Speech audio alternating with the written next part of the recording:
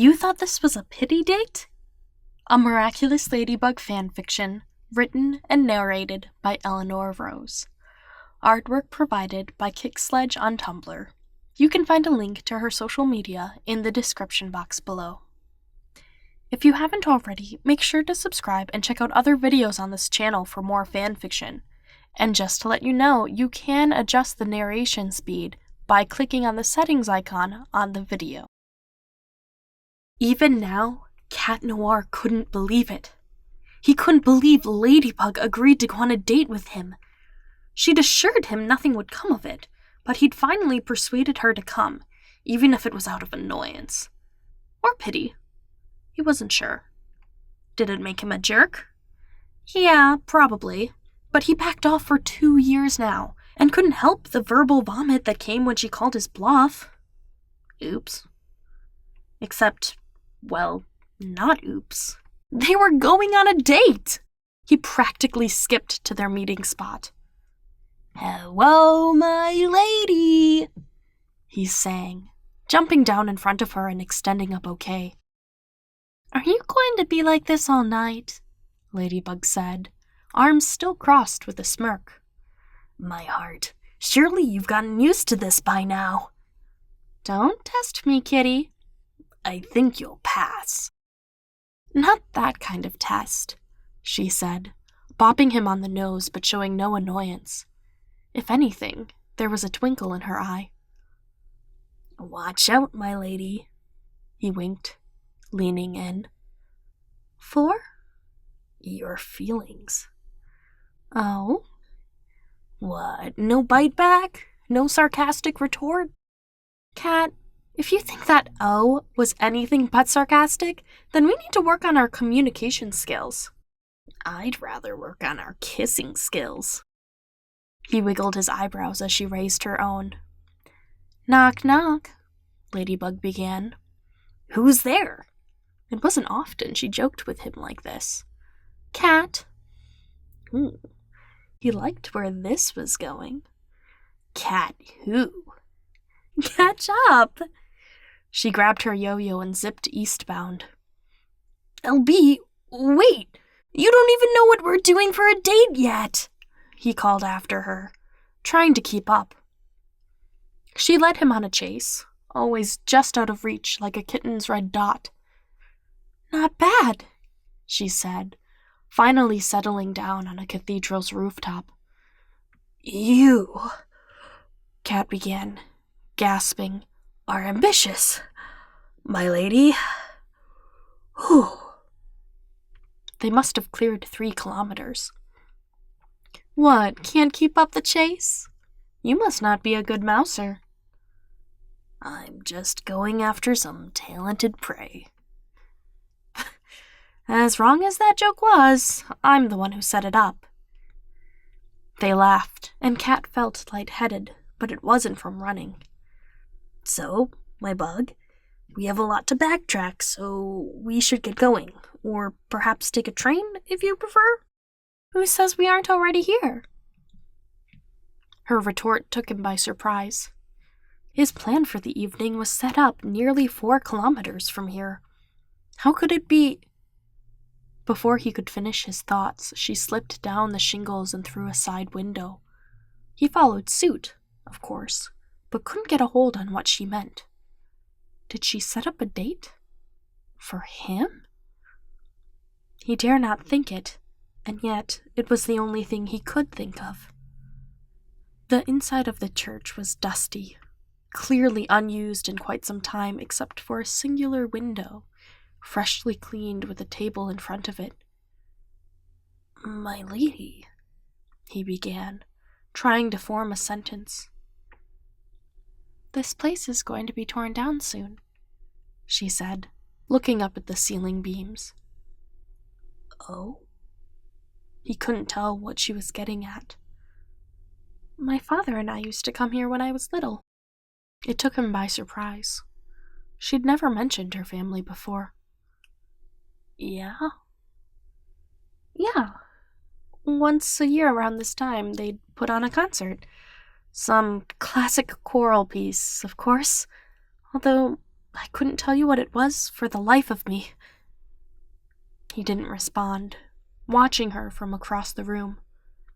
Anyway, I thought I should visit one last time, she said, almost wistfully.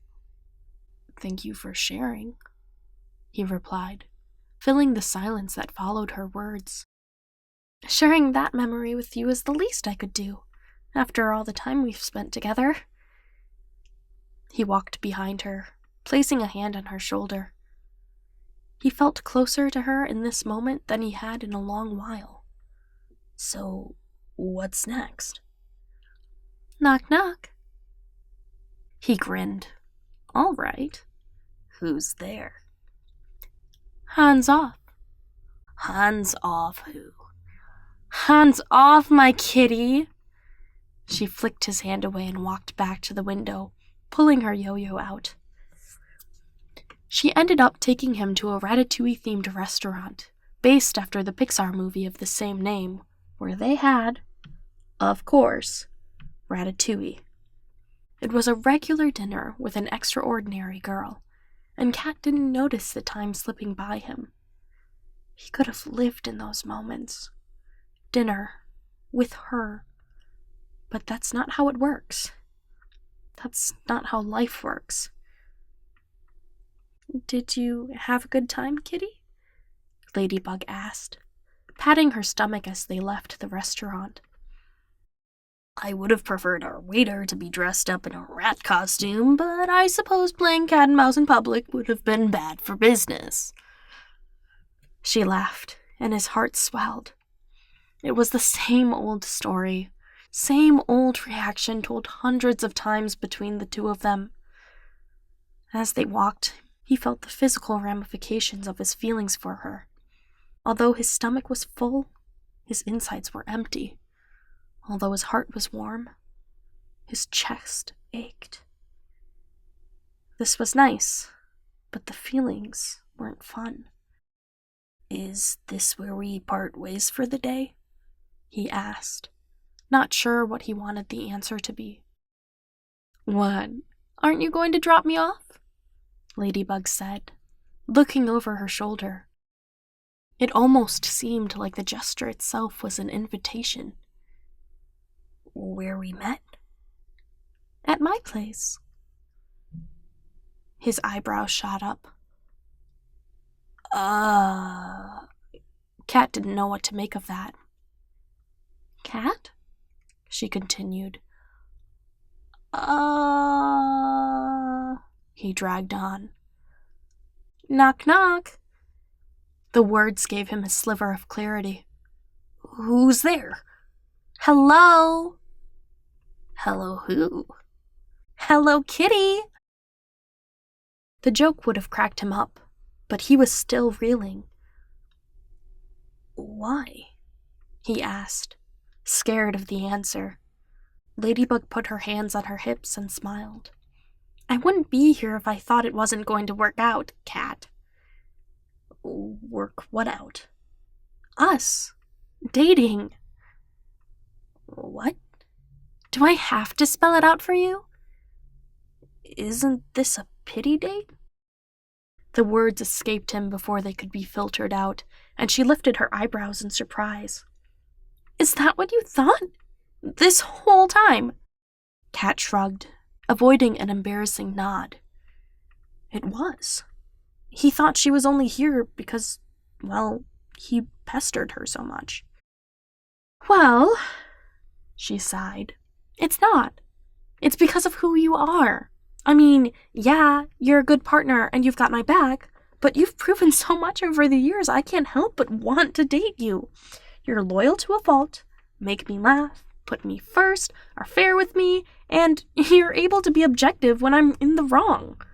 You're so nice to other people it makes me jealous at times, and you treat people with a kindness that I'd never be able to pull off, even after they've wronged you.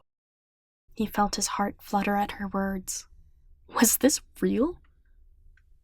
Oh. It was all he could muster. Silly.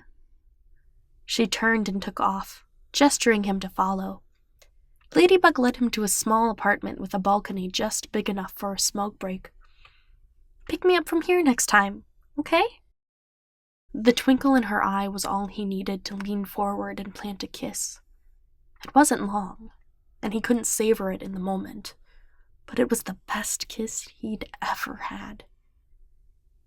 "Sounds good to me," he murmured, eyes still closed.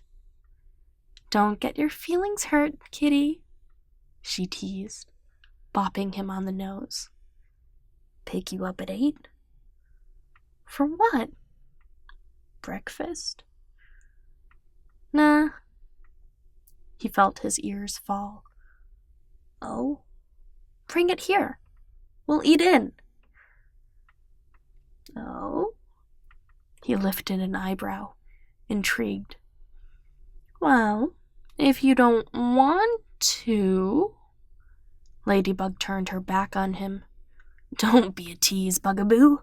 I will see you then." "Don't forget, I like avocados." "As you wish."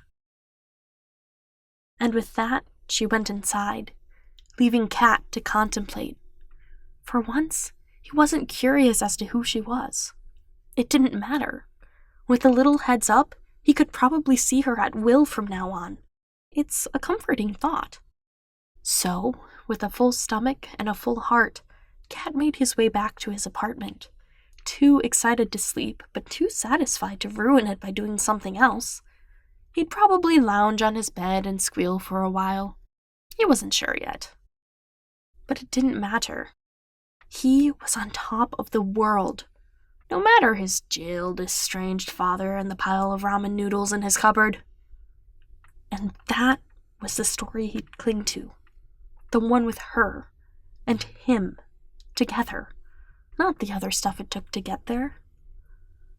Finally, for the first time since the final battle, or perhaps since he got a Miraculous, Cat Noir was free. Both his mind and his heart. Thank you so much for listening, and one more thank you to Kick Sledge. You can find her social media in the description box. You can find more Miraculous Ladybug fanfiction by clicking on these videos or checking out the channel. I will catch you next time.